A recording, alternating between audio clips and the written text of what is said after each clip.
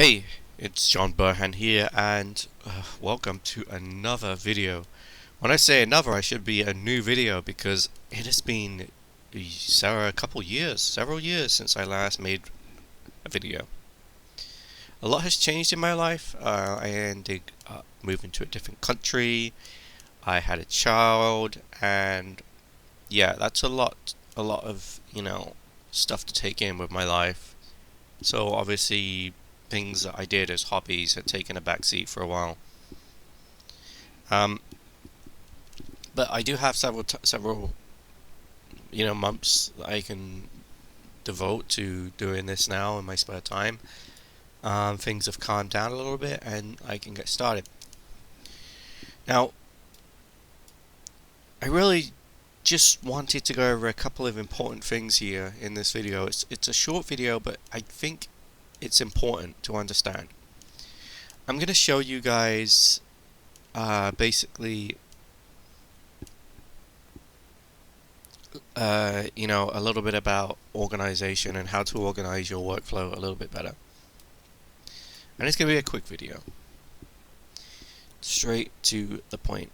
Okay, so when we start off a track, or any time during our track, we might start off with chords, we might start off with whatever we want, but let's say for this lesson we're starting off with our rhythm.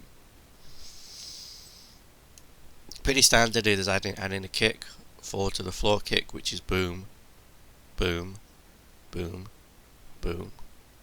Okay, it's called a forward to the floor kick. 4, 4, 4. Okay, it just, yeah. We add a snare and hi-hats, and then we end up with something like this. So what we would do is we'd pop that in there, take that off again, pop that in there, and if you can't just hold the mouse button down and just scroll across, it's because you don't have this checked, paint. You might have just this, and then you're like this. Okay, so you want to just makes it easier. Okay, so I'm going to explain a little bit about workflow. If we were to put all this in here and we have our rhythm, we won't probably want to add more sounds later on, all the way up to 5 actual percussion. But here we have a kick, a hat, and a snare, and it looks organized right now, but it isn't very customizable, or in other words, that we have to break it down to make a change. For example, in pattern 1, or at the end here, we could we might not want hats there, right? Or at any point during a track we might not want hats. So nearly always you're going to be clicking this arrow and splitting by channel. All this does is it basically splits them into individual patterns. So now we have the kick and snares there. We start off with a kick,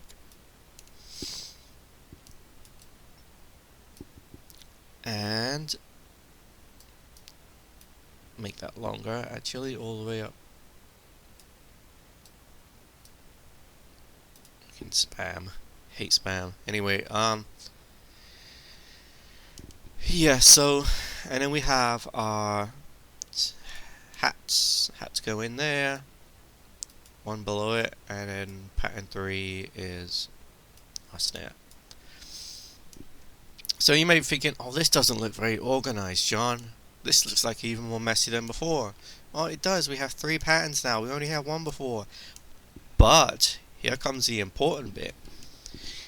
Once again, if you want to make a change, you just take out parts, okay? If you don't want them present in there, and we don't have additional patterns because of that. What would happen by default when you create a new, when you want to create to take off something, when you have all of this shit in here, you would end up having to make it unique. Make unique makes a new pattern, and to take out elements what would be in our pattern 1, so then we'd end up with pattern 2, and every time we make a change it'd keep going up and up and up, and it gets really messy fast. It really does. Before you know it, you're up to like 57 patterns, of different stuff, and most of it's just duplications of previous ones. You just don't. It's the point. And the same thing with this. Let's say you have your kick. Let's just put him on his own there.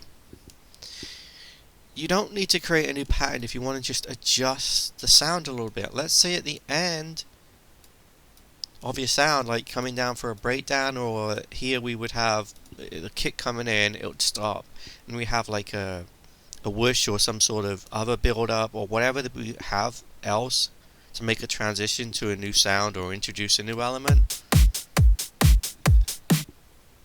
It could be, stop there, and then over this chorus here would just, blah blah. It would just build up something else without creating a new pattern with our rhythm, percussion, drums, and sounds like that. So really, at this point, our entire track can be 3 patterns of a kick, a hat, and a snare, the entire track. And yeah, you'll probably end up with some more sounds, and you'll be up to maybe 5 or so when you introduce extra elements, and probably a little bit more once you do you will have to make unique for certain sounds like this, which will be harder to replicate singly. That's the way I do it, and I find that it just keeps it a little bit more organized. So that is really it for this video. Just keep it organized. Another thing to remember, which I really do think is important to remember,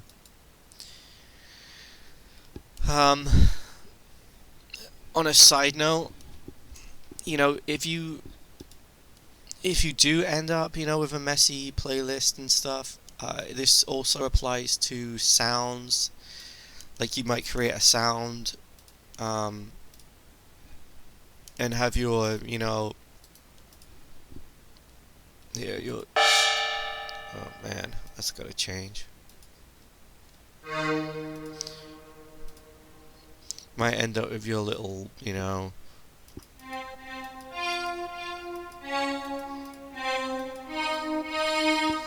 little sounds, and then you might be changing little bits in it, and then you'll create new patterns by Make Unique and change it a little bit, and it'll just get messy. If you can, just try as hard as you can to keep it down, because believe me, fuck off. I wasn't talking to you, I was talking to this fucking Gmail shit at the bottom. Next video, I am turning that fucking shit off. Assassinate it. Anyway, yeah, so I'm so mad right now. I got nothing else to say. I'm gonna go and take a sledgehammer and beat that fucking Gmail to death. That's it. So yeah, just remember that keep it simple. Because at the end of the day, you will end up with too many patterns, and it will be a mess. If you can keep your percussion organized, and then you can keep your sounds organized, you'll probably end up with maybe 20 patterns at the end of it for an entire track, and you can know exactly what they are. And pro tip here, you can rename them if you want to be even more organized. Like, that's named by default, so we can keep it like that, right? You can see kick, but when you have sounds and you put them in here, like, it's not saying Ogun, is it? Because there's nothing in there right now, but it's not saying Ogun, it's just saying pattern 5. But if we were to go to rename color, we can put in whatever we want in there. Red for Gmail, where are you? Makes it all good. It doesn't look red right now, but once I select something else, there you go. Be my next track name. Fuck you, Gmail. So, peace out. Hope this video helped.